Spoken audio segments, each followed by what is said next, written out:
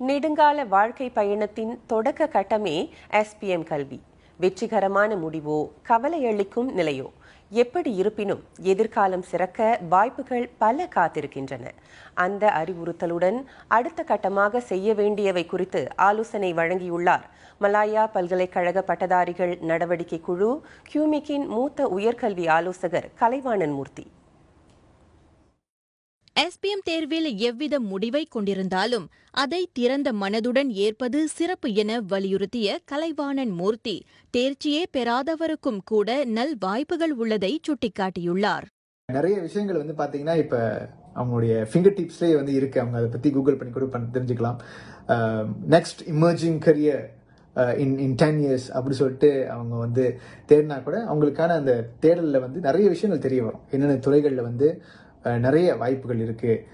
Even இன்னொரு 5 years to come அவங்களுக்கு என்னென்ன துறைகள்லாம் அதிகமான டிமாண்டில் இருக்கும் அப்படின்னு சொல்லிட்டு போன்ற விஷயங்கள்லாம் அவங்க ஈஸியாக தெரிஞ்சுக்கலாம். ஸோ அதுக்கேற்ற மாதிரி அவங்களுடைய இன்ட்ரெஸ்ட், அவங்களுடைய அந்த வேலை வாய்ப்புகள், அதுக்கப்புறம் அவங்களோட ரிசல்ட் அதுக்கு ஏற்ற மாதிரி இருக்கா இல்லையான்னு பார்த்துட்டு அவங்க ரிசல்ட்டுக்கு ஏற்ற மாதிரி எந்தெந்த துறைகளில் எந்தெந்த பாட்வேல போனால் அவங்களுக்கு இலகுவாக இருக்குன்னு சொல்லிட்டு இந்த மாதிரி விஷயங்களை அவங்க ஒரு 3 வாரங்கள் அவங்களுக்கு அழகாக அவங்க உட்காந்து நிதானமாக அதுக்கான ஒரு டைம் ஒதுக்கி அந்த ரீசர்ச் என்று சொல்லக்கூடிய அதுக்கான அந்த தேடலை அவங்க இறங்கினாங்கன்னா கண்டிப்பாக அவங்களுக்கான விலைகள் கண்டிப்பாக கிடைக்கும்.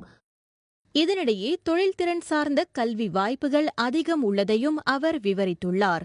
அந்த அளவுக்கு எனக்கு அகாடமிக்ல அதிகமான இன்ட்ரெஸ்ட் இல்லை. எனக்கு தொழில் திறன்ல ஹேண்ட்ஸ் ஆனா செய்யக்கூடிய விஷயங்கள் எனக்கு இன்ட்ரெஸ்ட் இருக்கு. நான் ஒரு பிசினஸ் உருவாக்கணும், நான் ஒரு பிசினஸ் செய்யணும், நான் ஒரு ஹேர் சலூன் வச்சு நடத்தணும், நான் ஒரு மேக்கப் ஆர்டிஸ்டாக இருக்கணும், நான் ஒரு ஒரு ஒரு மெக்கானிக்கா இருக்கணும், ஒரு வயரிங் மேனா இருக்கணும். இந்த மாதிரி சொல்லக்கூடிய தொழில் திறன் சார்ந்த கல்வி வாய்ப்புகள் அதிகமாக இருக்கின்றது. இலவசமாக பெறக்கூடிய வாய்ப்புகளும் நமது அரசாங்கம் ஏற்படுத்தி கொடுத்திருக்கின்றார்கள். ஸோ அது பார்த்தீங்கன்னா இப்போ மை டிவேட் அப்ளிகேஷன் இருக்கு. மை டிவேட் அப்ளிகேஷன் 15 ஜூன் க்ளோஸ் பண்றாங்க. இன்னும் அதிகமான காலகட்டம் இருக்கு மாணவர்களுக்கு விண்ணப்பம் பண்ணுவதற்கு. அதேவேளை கிடைக்கப்பட்ட தேர்வு முடிவை மேம்படுத்தும் நோக்கில் மீண்டும் தேர்வெழுத விரும்புவோர் இன்று தொடங்கி மே 15ஆம் தேதி வரை விண்ணப்பிக்கலாம் என்றார் அவர். SPM உலங்கன் அப்படின்னு சொல்லிட்டு நீங்க கூகுளில் சர்ச் பண்ணீங்கன்னா அதுக்கான அந்த விண்ணப்பம் அந்த அகப்பக்கம்லாம் வந்துடும். அங்கே போயிட்டு நீங்க விண்ணப்பம் பண்ண வேண்டிய ஒரு சூழ்நிலை வரும். அவ்வளவுதாங்க.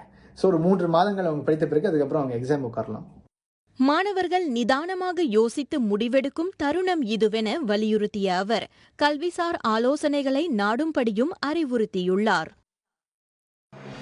தினமும் ஃபிளாஷ் செய்திகளை பிற்பகல் மணி 3 மற்றும் மாலை 6 மணிக்கு ஆஸ்ட்ரோ உலகத்தின் சமூக ஊடகங்களிலும், முதன்மை செய்திகளை இரவு மணி 8:30க்கு விண்மீன் அலைவரிசையிலும் காண தவறாதீர்கள்.